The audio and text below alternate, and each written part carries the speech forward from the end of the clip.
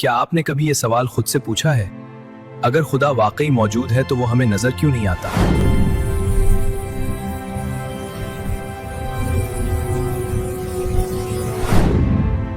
اور اگر وہ موجود نہیں تو پھر یہ حیران کن کائنات اتنی ترتیب، اتنے قوانین اور اتنی خوبصورتی کے ساتھ چل کیسے رہی ہے؟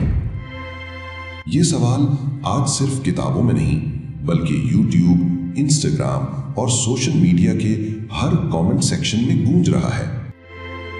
آج ہم اسی سوال کا اسلامی نقطہ نظر سے عقل، فہم اور وقار کے ساتھ جواب تلاش کریں گے۔ ملحدانہ اعتراض۔ ملحد کہتا ہے، میں صرف اس چیز کو مانتا ہوں جو مجھے نظر آئے یا جسے سائنسی طور پر ثابت کیا جا سکے۔ خدا نظر نہیں آتا اس لیے خدا نہیں ہے۔ یہ بات سننے میں بہت منطقی لگتی ہے، لیکن کیا واقعی ایسا ہے؟ ذرا رک کر سوچئے۔ قرآن کا بنیادی سوال۔ قرآن انسان کو ایک انتہائی سادہ مگر فیصلہ کن سوال کی طرف لے جاتا ہے۔ کیا یہ بغیر کسی خالق کے پیدا ہو گئے ہیں یا یہ خود ہی اپنے خالق ہے؟ سورۃ الطور آیت 35۔ یہ آیت چیختی نہیں، بحث نہیں کرتی، بس عقل کے سامنے دو راستے رکھ دیتی ہے۔ یا تو یہ سب کچھ بغیر کسی سبب کے ہے یا پھر کوئی سبب اول موجود ہے، کائنات، حادثہ یا حکمت۔ ذرا کائنات کو دیکھیے۔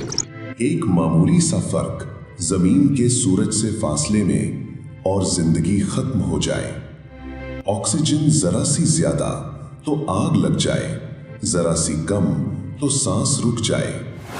یہ سب اتفاق، یہ سب حادثہ، یا یہ ایک زبردست منصوبہ بندی؟ Is this all a coincidence? This all an accident? Or is this a great plan? قرآن کہتا ہے، ہم نے ہر چیز کو ایک اندازے کے ساتھ پیدا کیا۔ سورۃ القمر 49۔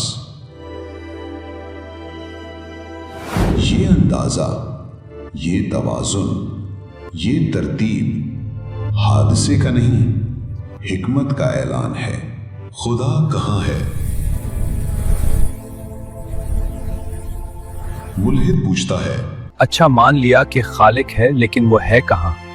یہ سوال دراصل خدا کو مخلوق کے پیمانے سے ناپنے کی کوشش ہے۔ اسلام کہتا ہے، خدا کائنات میں نہیں بلکہ کائنات خدا کے اختیار میں ہے۔ قرآن اعلان کرتا ہے، نگاہیں اسے پا نہیں سکتی اور وہ سب نگاہوں کو پا لیتا ہے۔ خدا کو دیکھنے کی ضد ایسی ہے جیسے آنکھ سے آواز دیکھنے کی کوشش۔ مسئلہ عقل کا نہیں، انا کا۔ یہاں ایک تلخ حقیقت سامنے آتی ہے۔ اکثر مسئلہ دلائل کی کمی نہیں بلکہ جھکنے سے انکار ہوتا ہے۔ قرآن کہتا ہے، انہوں نے انکار کیا حالانکہ ان کے دل مان چکے تھے۔ سورۃ النمل آیت نمبر 14۔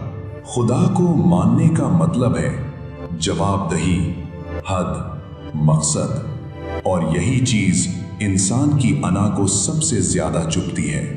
ایمان کا آغاز کہاں سے ہوتا ہے؟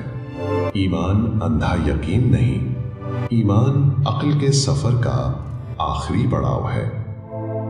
اسلام سوال سے نہیں ڈرتا، اسلام سوال کو صحیح سمت دیتا ہے۔ اسی لیے قرآن بار بار کہتا ہے، کیا تم غور نہیں کرتے؟ کیا تم سوچتے نہیں؟ ایمان وہ لمحہ ہے جب عقل کہتی ہے میں یہاں تک پہنچ سکتا ہوں، اور دل کہتا ہے Now I bow down. اب میں جھکتا ہوں۔ If there is no God, then why is all this happening? اگر خدا نہیں تو یہ سب کیوں ہے؟ اور اگر خدا ہے تو پھر ہم اس سے بھاگ کیوں رہے ہیں؟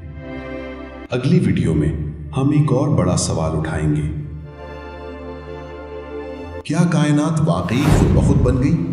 Did the universe really create itself? या बिग बैंग भी खुदा की निशानी है?